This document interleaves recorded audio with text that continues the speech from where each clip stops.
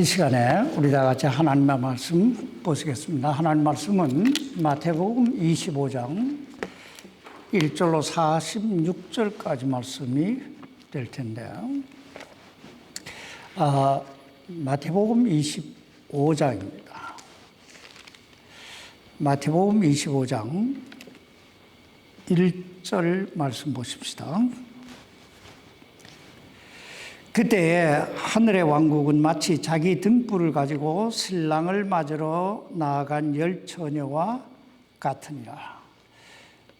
기도하십시다. 살아계신 아버지 하나님, 하나님께서 오늘 우리를 불러 아버지 앞에 예배드릴 수 있는 이 놀라운 은혜, 이 영광을 주시니 얼마나 감사한지요. 하나님, 저희가 마음과 정성과 생각과 몸을 다하여 하나님 사랑하고 하나님을 예배할 때 우리 안에 어떻게 살아야 될 것인가 하나님 말씀해 주시고, 그리고 또 우리가 하나님 영광을 위해서 가장 탁월한 생애를 살아갈 수 있도록 은혜와 능력을 더해 주옵소서. 오늘 말씀 속에서 우리 인생의 길을 발견할 수 있게 해 주시기를 우리 주 예수님의 이름으로 기도하옵나이다. 아멘. 착석해 주시기 바랍니다. 오늘 본 말씀은 우리가 이 세상을 살아가는 데 있어 가장 중요한 세 가지 의무에 대하여 말씀하고 있는데요. 그 첫째는 자기 자신에 대한 의무고, 둘째는 하나님에 대한 의무고, 셋째는 나의 주변, 내 이웃에 있는 사람들에 대한 의무입니다. 우리가 이 마태복음 25장 이 말씀에 들어가기 전에 이 마태복음 25장이 쓰여지게 된 그 배경부터 살펴볼 필요가 있습니다. 왜냐하면 마태복음 25장 이전에 나오는 마태복음 24장에 보면 말세가 되면, 즉 예수 그리스도의 재림의 때가 되면 이 세상에 어떤 일들, 어떤 징조들이 일어날 것인가에 대해 말씀하고 있기 때문입니다.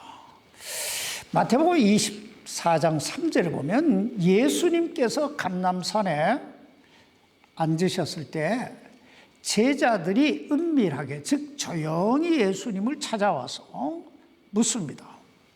주님, 어느 때에 이런 일이 있으리까? 또 주께서 오시는 때의 표적과 세상 끝의 표적이 무엇이리까? 그렇게 묻습니다. 그러자 예수님께서 마태복음 24장 4절 이하에 보면 말세, 즉 예수님께서 재림하시게 될 때에 나타나게 될 여러 가지 징조들에 대해 말씀하고 있는데, 이것을 약 4가지로 요약하면, 첫째, 말세가 되면 거짓 교사들, 거짓 선지자들이 많이 일어나 사람들을 미혹하게 될 것이다, 이렇게 말씀하고 있습니다. 그리고 둘째는 국제 정세에 여러 가지 변화와 기상이변이 일어나게 될 것이라고 말씀하고 있고, 셋째는 이 복음이 세상 끝까지 전파될 것을 이야기하고, 그리고 네 번째는 무화과 나무의 비유를 배우라, 이렇게 말씀하고 있습니다. 여기서 무화과 나무의 비유란 이스라엘 민족을 잘 살펴보라 하는 뜻입니다. 마태복음 24장 32절로 33절까지 말씀을 여러분 보시기 바랍니다. 이제 무화과 나무의 비유를 배우라. 그것의 가지가 아직 연하고 잎사귀를 내면 여름이 가까운 줄 너희가 아나니, 그런즉 이와 같이 너희가 이 모든 일들을 볼 때에 그때가 가까이 곧 문들 앞에 이른 줄 너희가 아느니라. 여기서 무화과 나무는 이스라엘을 상징하는 나무예요. 그리고 그 가지가 연하고 잎사귀를 낸다고 하는 것은 이 지구상에서 사라진 것 같았던 그 이스라엘 민족이 다시 일어나 나라를 건설하고 번성하게 될 것을 예언하신 말씀입니다. 여러분, 지금 이 세상을 자세히 한번 관찰해 보시기 바랍니다. 지금 이 세상은 예수님께서 예언하셨던 것처럼 얼마나 많은 거짓 선지자들이, 거짓 교사들이 일어나 미혹하고 있습니다. 교회 안에 수없이 많은 이단들이 지금 침투해 들어와 있어요. 또 얼마나 많은 전쟁, 지진과 기근의 소식이 참 끊임없이 들립니까? 하루에도 수십만 명이 굶주려 죽어가고 있는 거예요. 그런가 하면 지금 이스라엘 민족을 잘 살펴보세요. AD 70년에 로마에 의해서 완전히 정말 예수님께서 말씀하셨던 것처럼 그 찬란했던 성전에 돌 위에 돌 하나가 없을 정도로 완전히 해파되고 전 세계로 흩어졌던 그 이스라엘 민족이 지금 어떻습니까?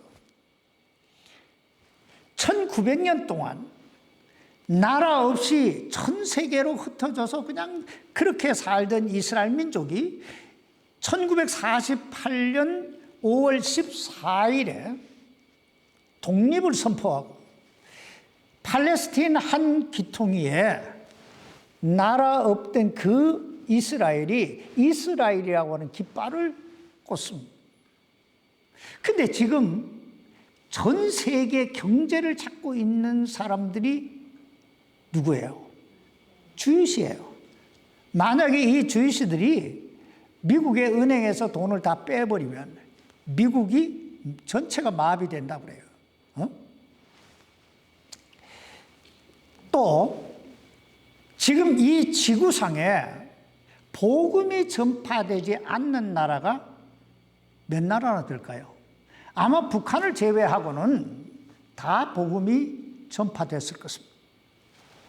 이것이 바로 말세에 나타나게 될 징조들이라는 것입니다. 그리고 나서 이 마태복음 25장에서 세 가지 비유를 들어 말씀하고 있는데 그 첫 번째 비유가 열처녀 비유입니다. 그리고 두 번째 비유는 달란트 비유고 셋째는 양과 염소의 비유입니다. 근데 이 세 가지 비유는 우리가 인생을 살아가는 데 있어 가장 중요한 세 가지 기본적 의무에 대해 말씀하고 있는데 첫째 열처녀 비유는 자기 자신에 대한 의무를 말씀하고 있고 둘째 달란트 비유는 하나님에 대한 의무를 이야기하고 그리고 셋째 양과 염소의 비유는 내 주변 사람들에 대한 나의 의무에 대해 말씀하고 있습니다. 그리고 주님은 우리가 그 의무를 어떻게 행하느냐에 따라서 그 결과가 있다 이렇게 말씀하고 있습니다. 그럼 이제 본문으로 돌아가서 좀 더 구체적으로 우리가 이 세 가지 의무를 어떻게 행할 것인가에 대해 살펴보십시다. 첫째는 열처녀 비유입니다. 마태복음 25장 1절입니다. 그때 하늘의 왕국은 마치 자기 등불을 가지고 신랑을 맞으러 나아간 열처녀와 같으니라. 여기에 그때란 예수님께서 재림하실 바로 그때를 의미합니다. 다시 말하면 예수님께서 재림하실 때에 그 주님을 맞이하기 위해 나간 열처녀가 있었는데 2절입니다. 그들 중에 5은 지혜롭고 5은 어리석더니 3절 4절입니다. 어리석은 자들은 자기 등불을 가져가되 기름을 함께 가져가지 아니하였고 지혜로운 자들은 자기 등불과 함께 자기 그릇에 기름을 가져갔더라. 여기 보면 예수님께서 재림하실 때에 그 재림의 주님을 맞이하기 위해 나간 열처녀가 있었는데 5은 어리석어서 등불은 가지고 갔으나 뭘 안 가져왔어요? 기름은 가져가지 아니하였고 5은 지혜로워서 등불과 함께 기름도 준비해 갔더라는 것입니다. 그렇다면 여기서 열처녀는 누구를 가리키는 것일까요? 여기서 열처녀는 교인들을 상징합니다. 교회에 다니는 사람들. 왜냐하면 이들은 다 등불을 가졌다고 했는데 이 등불은 바로 교회를 상징하기 때문입니다. 다시 말하면 여기에 나오는 열처녀는 모두가 다 교회를 다니는 교인들이었다는 거예요. 그런데 문제는 다섯은 기름을 준비했고 또 다섯은 기름을 준비하지 않았다는 것입니다. 여기서 기름이란 일반적으로 성령을 가리키는 말입니다. 다시 말하면 열처녀가 다 교회를 다니기는 다녔는데 다섯은 성령으로 거듭난 사람이고 다섯은 성령으로 거듭나지 못한 사람들이었다는 것입니다. 근데 그 사이에 신랑이 왔다는 것입니다. 그러자 문제가 생겼습니다. 신랑 대신 예수 그리스도를 맞이하기 위해서는 등불이 있어야 하는데 미처 기름을 준비하지 못한 다섯 처녀들이 당황하기 시작합니다. 여기 8절 말씀을 여러분 잘 보셔요. 어리석은 자들이 지혜로운 자들에게 이르되 우리의 등불이 꺼졌으니 우리에게 너희 기름을 나눠달라 하거늘. 여러분, 우리의 등불이 어떻게 됐다고요? 꺼졌으니. 잘 봐야 돼요. 우리가 평상시에 예수님이 오시기 전에 교회에 모인 사람들을 잘 보세요. 다 거기서 거긴 같고 똑같은 것 같아요. 전혀 구분하기가 어려워요. 근데 예수님이 딱 재림하실 때가 되면 쫙 갈라지는 거예요. 등불이 꺼진 사람, 등불이 켜져 있는 사람, 구원받은 사람, 구원받지 못한 사람, 그 안에 성령님이 계신 사람, 그 안에 성령으로 거듭나지 못한 사람, 쫙 구분이 되잖아요. 꺼졌으니 그러는 거예요. 꺼졌으니. 9절입니다. 지혜로운 자들이 응답하여 이르되 그리할 수 없노라. 우리와 너희가 함께 쓰기에 부족할까 염려하노니 너희는 차라리 파는 자들에게 가서 너희를 위해 사라 하며. 어떤 분들이 이 장면을 보면서요, 교회 다닌다는 사람들이 참 인심도 야박하다, 이렇게 생각하실 분들도 계실 텐데요. 이것은 그 어떤 인심의 문제가 아닙니다. 왜냐하면 여기에 나오는 기름은 나눠줄 수 있는 어떤 요소가 아니기 때문에요. 다시 말하면 구원은 하나님과 나와의 1대1의 관계라는 것입니다. 여러분에게 물어보십시다. 여러분 어떻게 구원받으셨습니까? 그렇다면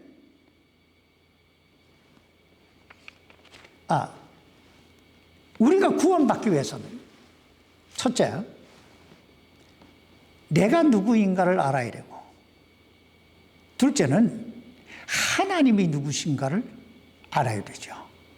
다시 말하면 내가 죄인이라고 하는 사실을 깨닫고 그 죄를 회개하고 나 같은 죄인을 구원하시기 위해 큰 높고 높은 하늘 보좌를 버리시고 낮고 천한 이 땅까지 오셔서 십자가에 나 대신, 내 죄 대신 십자가에 달려 피 흘려 돌아가셨다가 나에게 영원한 생명을 주시기 위해 그 죽음의 권세를 깨뜨리시고 3일 만에 부활하신 그 예수 그리스도를 내 마음속에 구세주로 믿고 영접할 때 내 안에 구원의 역사가 일어날 줄 믿습니다. 그리고 바로 그때에 내 안에 성령님이 임하시게 되는 거예요. 그러므로 이 기름은, 즉 성령님은 지극히 하나님과 나와의 1대1의 관계이기 때문에 그 누구에게 나눠줄 수 있는 그런 요소가 아니라는 거예요. 그러므로 열천의 비유는 나 자신에 대한, 나 자신의 의무를 얘기하는 거예요. 요즘 심리학자들은요, 현대인들을 가리켜 자기 상실증에 걸린 사람들이라고 진단합니다. 자기 상실증에 걸린 사람들. 그래서 그만큼 현대인들은 자신이 누군지, 왜 이 땅에 존재하는지, 그리고 무엇을 위해 어떻게 살아야 하는지 그 자체를 모르고 그냥 살아간다는 거예요. 그냥 그럭저럭 살아가는 사람들이 엄청나게 많다는 거예요. 또 현대인들을 가리켜 자기 상실증뿐 아니라 자기 착각에 빠진 사람들이라고 말합니다. 생각해 보세요. 자신이 영원히 죽게 될 죄인인 줄도 모르고 자신이 이 세상에 잠시 잠깐 왔다가 수증기같이 사라질 그런 존재인 줄도 모르고 이 세상에 영원히 살 것 같이 그런 착각 속에 살아가는 그런 사람들이 얼마나 많습니까? 마치 이런 사람들은 요한계시록 3장에 나오는 라오디게아 교회의 교인들 같은 사람들이라고 볼 수 있습니다. 요한계시록 3장 17절에 보면 주님께서 이 라오디게아 교인들을 향해서 이렇게 말씀하고 있어요. 이는 내가 이르기를 나는 부자라 내가 재산을 불렸으니 아무것도 부족한 것이 없다 하면서 내 비참한 것과 가련한 것과 가난한 것과 눈먼 것과 벌거벗은 것을 알지 못하기 때문이라. 여러분이 얼마나 참 무서운 착각입니까? 나는 부자라. 난 전혀 건강하다. 부족한 것이 없다. 난 그렇게 큰 소리 치는데 주님께서 우리를 보실 때에 참 비참한 가련하고 가난하고 눈멀고 벌거벗고 있다는 거예요. 응? 그러므로 사도 바울은 고린도후서 3장 5절에서 이렇게 말씀하고 있어요. 너희가 믿음 안에 있는지 너희 자신을 살펴보고 너희 자신을 입증하라. 예수 그리스도가 너희 안에 계신 줄을 너희가 스스로 알지 못하느냐? 그렇지 않으면 너희는 버림받은 자니라. 스스로 우리 안에 예수 그리스도가 계신지 아니 계신지 우리 스스로가 알 수 있다는 말이에요? 없다는 말이에요? 알 수 있다는 말이에요. 응? 이 말씀은 한마디로 너희 안에 예수 그리스도가 계신지 아니 계신지 너희 마음을 살펴봐라 이거예요. 왜냐하면 예수 그리스도가 그 마음에 없는 사람은 버림받은 자들이기 때문에 어떤 사람들은 구원받았지 내가 천국 갈지 지옥 갈지 내가 어떻게 아냐고 내가 구원받았는지 안 받았는지 내가 어떻게 알 수 있냐고 이렇게 말하는 사람들이 있어요. 그런 사람들은 분명히 100% 구원받지 못한 사람들이에요. 우리는 구원받았는지 구원받지 않았는지 우리는 알아요. 하나님이 아시고 첫째는 하나님이 아시고 둘째는 내가 알아요. 내 자신이 알아요.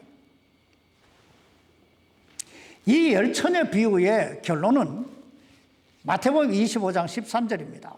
그러므로 깨어있으라. 너희가 사람의 아들이 오는 날도 그 시각도 알지 못하느니라. 그렇습니다. 주님이 언제 다시 재림하실지 그날도 그 시각도 아무도 알 수가 없습니다. 그러나 분명한 것은 신랑 되신 예수 그리스도를 다시 오실 것입니다. 그 신랑 되신 예수 그리스도를 맞이할 등불과 기름이 예비된 자들은 그날에 주님을 만나게 될 것이고 그렇지 못한 자들은 만나지 못하게 될 것이고 버림받게 될 것입니다. 두 번째 비유는 달란트 비유입니다. 조금 전에 말씀드린 이 열처녀 비유가 자기 자신에 대한 의무를 이야기하고 있다면 이 달란트 비유는 하나님께 대한 우리 자신의 의무를 이야기하고 있습니다. 이 달란트 비유는 이렇게 시작됩니다. 마태복음 25장 14절입니다. 하늘의 왕국은 마치 먼 나라로 여행하면서 자기 종들을 불러 그들에게 자기 재산을 맡긴 어떤 사람과 같으니라. 계속 15절로 18절입니다. 그가 하나에게는 5달란트를 다른 하나에게는 2달란트를 다른 하나에게는 1달란트를 주되 각 사람에게 그의 개별적 능력에 따라 주고 즉시 여행길을 떠나니라.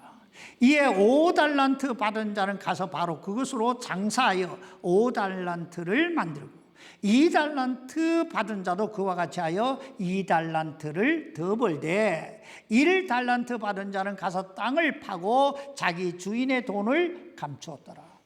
그리고 이제 세월이 흘렀습니다. 그리고 여행을 떠났던 주인이 돌아왔어요. 그리고 그 주인이 종들을 불러놓고 셈을 시작합니다.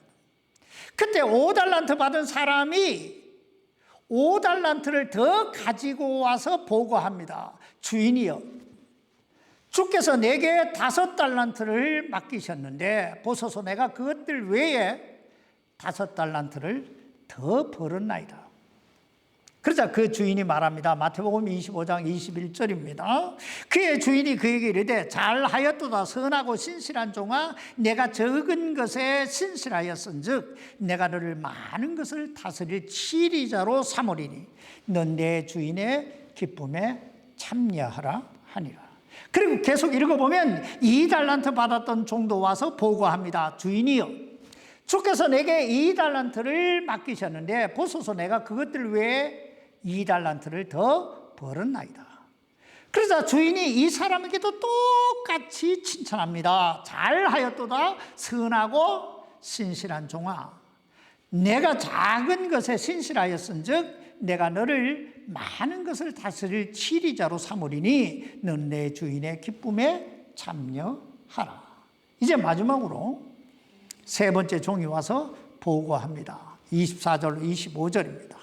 그 뒤에 1달란트 받은 자가 와서 이르되 주인이여, 당신은 엄한 사람이라 뿌리지 않은 데서 거두고 흩뿌리지 않은 데서 모으는 줄 내가 알았으므로 내가 두려워하여 가서 당신의 달란트를 땅속에 감추었나이다. 보소서, 거기에 당신의 것이 있나이다 하매, 그러자 그 주인이 그에게 악하고 게으른 종이라 책망하면서 그에게 주었던 것까지 빼앗아 다른 사람에게 주었다는 것이 이 달란트 비유의 요지입니다.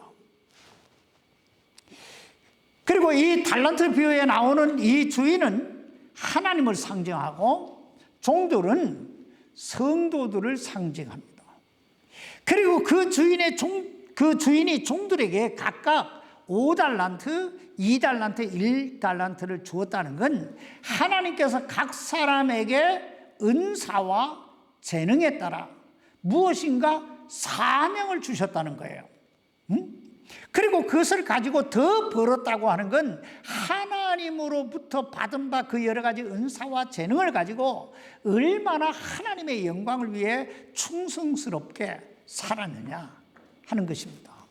그런데 여기에 중요한 건 하나님으로부터 내가 얼마를 받았느냐 하는 것이 아니라 내가 그것을 가지고 얼마나 충성했느냐, 얼마나 하나님의 영광을 위해 살았냐, 이거예요. 다시 말하면 하나님께서 우리에게 원하시는 것은 얼마나 남겼느냐가 아니라 얼마나 신실하게, 얼마나 충성되게, 얼마나 최선을 다했느냐, 이걸 하나님이 원하신다는 거예요. 그러므로 이 시간 잠깐 한번 생각해 보시기 바랍니다. 하나님께서 내게 맡기신 달란트는 뭘까? 우리가 여기서 꼭 한 가지 기억해 두어야 할 것이 있는데, 이 세상에 하나님으로부터 달란트를 받지 않은 사람은 단 한 사람도 없다는 것입니다. 세상 말로 군뱅이도 구르는 재주가 있다고, 번데기도 주름 잡는 재주가 있다고. 하나님은 누구나에게 다 달란트를 주셨다는 거예요. 어떤 사람에게는 말씀의 은사를, 어떤 사람에게는 찬양의 은사를, 또 어떤 사람에게는 사업자라는 돈 잘 버는 은사를, 어떤 사람에게는 음식 잘하는 은사를, 또 어떤 사람에게는 기도의 은사를, 또 어떤 사람에게는 다른 사람 참 격려를 잘하는, 또 어떤 사람에게는 전도의 은사를, 어떤 사람에게는 섬기는 그런 은사를 다 주셨다는 게. 그런데 우리가 여기에서 기억해야 할 것은 그것이 무엇이든 하나님께서 주신 달란트, 즉 재능이나 은사는 귀하고 천함이 없다는 거예요. 중요하고 덜 중요한 게 없다는 거예요. 아니, 그것이 무엇이든 하나님이 내게 주신 건 가장 좋은 것인 줄 믿습니다. 그러므로 그러므로 한번 생각해 보세요. 하나님께서 내게 주신 달란트는 뭘까? 응? 그리고 나는 그것으로 어떻게 살아가고 있는가?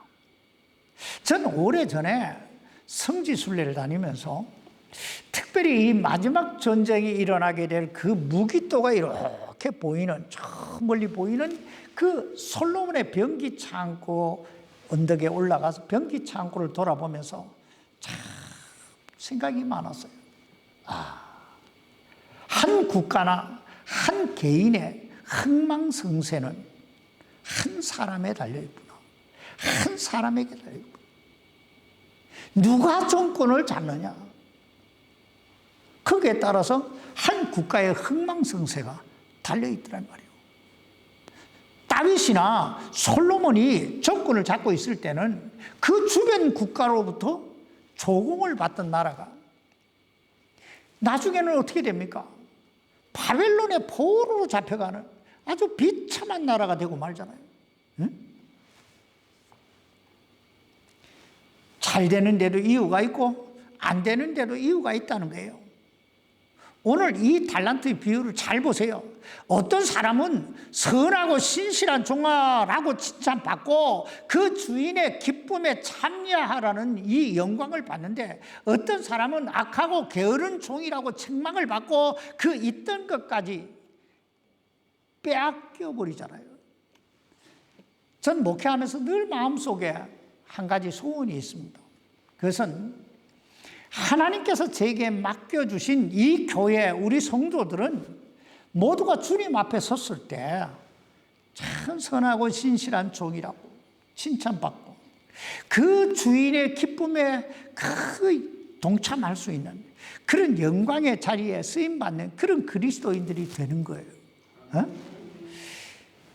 오늘 우리 모두의 생애가 참 그런 탁월한 그런 생애가 될 수 있기를 주님의 이름으로 축원합니다.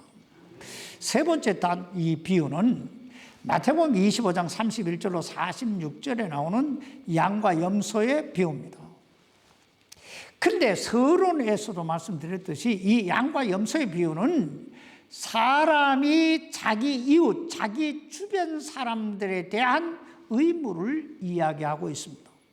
그런데 우리가 여기에서 주목해 봐야 할 건 우리 주변 사람들에 대한 우리의 행위 여부가 장차 우리가 하나님 앞에 섰을 때 엄청난 결과를 가지고 올 수 있다는 거예요. 어떤 분들은 이 말씀을 보면서요, 우리가 영생에 들어가는 것이 어떤 이웃에 대한 행위 여부에 달려있다는 말인가? 라고 의문을 제기하실 분들도 계실 텐데, 이 말씀은 그런 뜻이 아닙니다. 이 말씀은 구원받은 그리스도인들 안에 있어야 될 열매에 대해서 이야기하고 있는 거예요. 여기 오늘 보면 마태복음 25장 33절로 40절까지 말씀을 쭉 한번 보시기 바랍니다. 양들은 자기 오른편에 두되 염소들은 왼편에 두니라.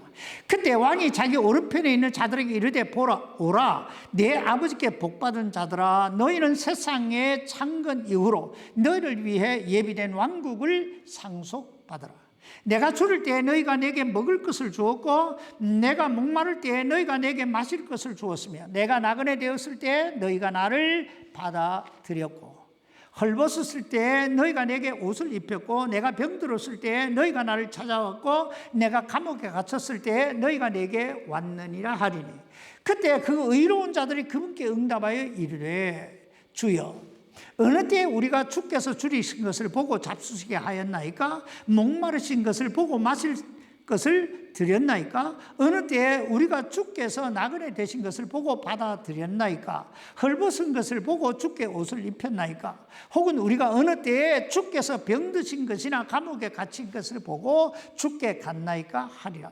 왕이 그에게 대답하여 이르되 진실로 내가 너희에게 이르노니 너희가 이들 내 형제들 중에 가장 작은 자 하나에게 그것을 하였은즉 내게 하였느니라 하고, 그리고 계속 41절로 45절까지 말씀을 보면 앞에서 말씀하신 것과는 정반대의 말씀을 하시고 있습니다.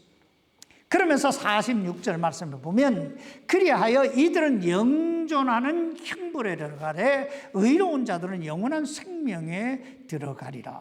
이렇게 말씀하고 있습니다. 그렇다면 여러분, 우리가 오늘 이 말씀을 어떻게 이해하고 받아들여야 될까요?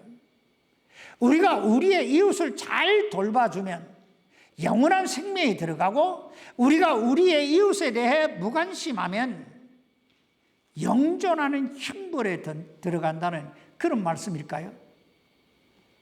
만약에 그렇다면 우리가 구원받은 것은 하나님의 은혜를 믿음으로 구원받는 게 아니고 행위로 받는 것이 될 것입니다. 그러므로 오늘 이 말씀은 그런 뜻이 아닙니다. 그렇다면 우리가 이 말씀을 어떻게 이해해야 될까요? 한 두 가지 측면에서 생각해 보십시다. 첫째, 여러분, 성경에서 말씀하고 있는, 하나님께서 말씀하고 있는 최대의 계명이 뭐예요?